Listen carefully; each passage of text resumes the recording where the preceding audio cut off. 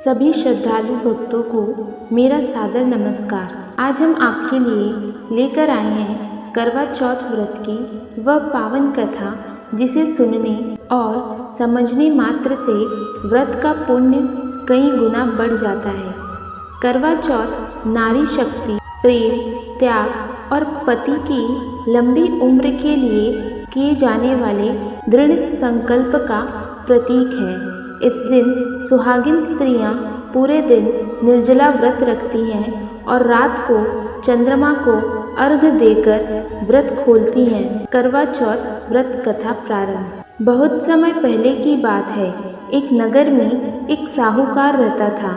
उसके 7 बेटे और एक बेटी थी, जिसका नाम करवा था। करवा अपने भाइयों की लाडली थी और बहुत ही सुंदर, विनम्र और धार्मिक स्वभाव की थी। वह भी अपने भाइयों की तरह ही हर कार्य में आगे रहती थी। एक बार करवा चौथ का दिन आया। करवा ने व्रत रखा। सुबह से ही उसने अन्न और जल को ग्रहण नहीं किया। वह पूरे विधि विधान से व्रत का पालन कर रही थी। दिन भर पूजा पाठ, कथा सुनने और सास ससुर की सेवा में लगी रही। शाम होते होते करवा बहुत ही थक गई और भूख प्यास से व्याकुल होने लगी। उसके 7 भाई, जो अपनी बहन से अत्यधिक प्रेम करते थे, यह सब देखकर दुखी हुए। वे नहीं चाहते थे कि उनकी बहन इतनी कष्ट में रहे। उन्होंने सोचा, चांद तो अभी बहुत देर से निकलेगा, क्यों ना हम कुछ ऐसा करें जिससे करवा जल्दी व्रत खोल ले। एक भाई ने जंगल में जाकर एक पेड़ के पीछे चलनी में दीपक जलाकर रख दिया और बहन से कहा, देखो बहन, चांद निकल आया है, अब तुम व्रत खोल लो। भाइयों के कहने पर करवा ने चलनी से उस झूठे चांद को देखा और जल ग्रहण कर व्रत खोल लिया। करवा जैसे ही अपने भाइयों के कहने पर उस झूठे चांद को देखकर व्रत खोलती है, तुरंत ही उसे अंदर से अजीब सी बेचैनी महसूस होती है, लेकिन वह समझ नहीं पाती कि ऐसा क्यों हुआ।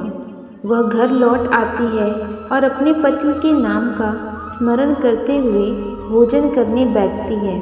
पहला ग्रास मुंह में डालते ही उसे भीतर से ऐसा लगा जैसे किसी ने उसका गला घोंट दिया हो। उसका हृदय कांप उठा। उसे लगा जैसे कुछ बहुत बड़ा अनर्थ हो गया हो। उसी समय दूर देश में, जहां उसका पति व्यापार करने गया था, अचानक एक भीषण तूफान उठा। उसका जहाज डूबने को था और वह स्वयं गहरी बीमारी से ग्रस्त होकर बेहोश हो गया। घर पर यह दुखद समाचार पहुंचा कि उसका पति मृत्युशैया पर है। करवा यह सुनते ही विलाप करने लगी, हे भगवान, मुझसे क्या अपराध हो गया। मैंने तो अपने पति की लंबी उम्र के लिए व्रत रखा था, फिर यह अनिष्ट क्यों हुआ। तभी उसकी सास ने बताया, बेटी, तुमसे व्रत में भूल हुई है। तुमने चांद के दर्शन किए बिना ही भोजन कर लिया, और वह भी झूठे चांद को देखकर, इसलिए व्रत अधूरा रह गया। यह सुनकर करवा रो रोकर बेहोश हो गई। उसने संकल्प लिया कि वह अपने अपराध का प्रायश्चित करेगी।